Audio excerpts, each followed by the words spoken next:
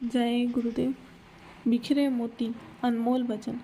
भविष्य में मोटरें लाइन में सड़कों के किनारे खड़ी दिखाई देगी। पेट्रोल डीजल कुछ भी नहीं मिलेगा। मई 1973। जब तुम बिल्कुल निराश हो जाओ कि देश खत्म हो गया, उस समय पर एक ऐसी किरण फैलेगी जो देश को बचा लेगी। गिरने में तो समय लग गया है, लेकिन उठाने में समय नहीं लगेगा। एक नई व्यवस्था सामने आ जाएगी। मैं घर बाहर की दोनों की ऐसी व्यवस्था कर दूंगा कि उसे 100 साल तक कोई हिला भी नहीं सकेगा। सितंबर 2007। अभी तो बुलाकर नामदान दिया जा रहा है, पीछे तुम तलाश करोगे कि यह दौलत तुम्हें कहाँ मिलेगी। अगस्त 2002। खराब समय को भजन और सेवा करके पार कर लो। तुम लोग कहते हो कि हमें तकलीफ है, तो मैं कहता हूँ कि भजन करो तो कर्म कटेंगे और तकलीफ कम होगी। भजन नहीं करोगे तो फिर भोगो। सभी राजनीतिक पार्टियां आपस में मिलकर समाप्त हो जाएगी। एक मानव धर्म की बात सामने आ जाएगी। समय का इंतजार करें। 1972। जितना तुम संसार के लिए रोते हो, उतना अगर 2-4 आंसू मालिक के लिए रो तो जल्दी काम ना हो जाए।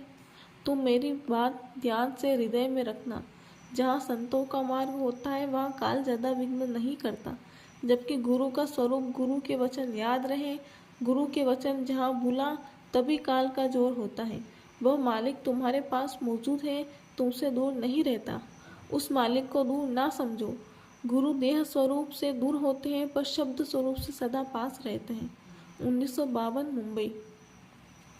काल संत की सूरत यानी आत्मा को कभी खा नहीं सकता। काल उन जीवों पर हमला करता है जो कुकर्म करते हैं।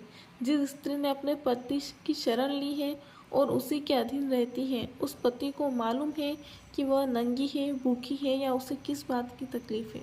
उसका पति उसकी तकलीफ को रफा दफा करता है। इसी तरह संतों को मालूम है कि मेरा जीव किस तरह भूखा है। सदा इस संसार से डरते रहो। संसार बहुत दुखदायी है, और याद रखो कि संसार में रहना नहीं है। यदि हमारा समय निकल गया तो हमारा काम नहीं बनेगा। 1952 मुंबई।